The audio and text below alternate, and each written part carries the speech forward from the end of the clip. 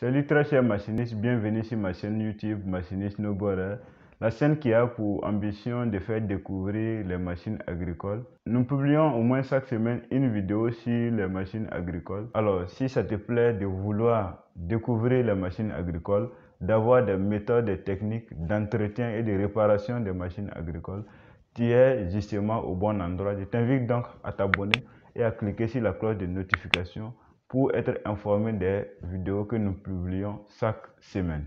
Aujourd'hui donc j'ai le plaisir de vous présenter cet outil qui s'appelle la charrie à disque.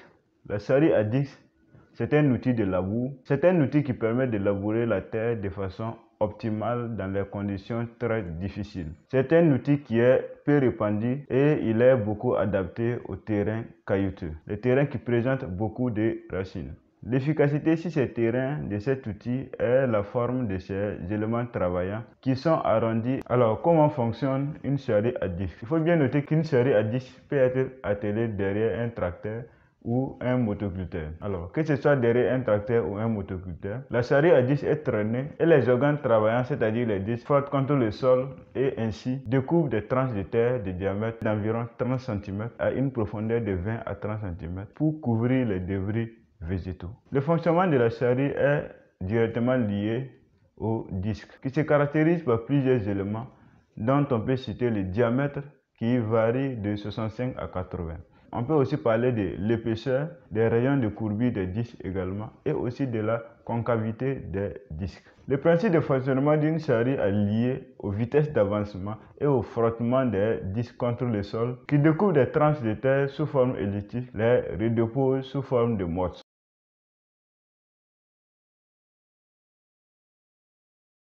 Nous avons là un exemple de charrie dont nous allons décrire les différents éléments qui la constituent et également donner le rôle de chacun. Comme premier élément et l'élément principal, nous avons le bâti ou l'âge que l'on peut voir ici. Alors cet élément est une poutre sur laquelle sont fixés les disques par l'intermédiaire des étanchons. Nous avons maintenant les disques. Ils peuvent être de diamètres différents allant de 65 à 80 cm. Il faut noter bien que plus les disques sont grands, plus grande est la charrie. Les disques constituent les éléments travaillants de la charrie. Ils sont reliés au bâti à travers les tensions et tournent autour d'eux-mêmes grâce à un moyen se trouvant à ce niveau, soutenu par des roulements coniques. En deuxième lieu, nous avons la roue stabilisatrice ou la roue de raie. Cette roue permet de maintenir et de stabiliser la charrie en ligne. Elle permet également de compenser la force latérale qui s'exerce sur la charrie. Elle permet aussi de contrôler la profondeur du travail, ici à travers cette manivelle.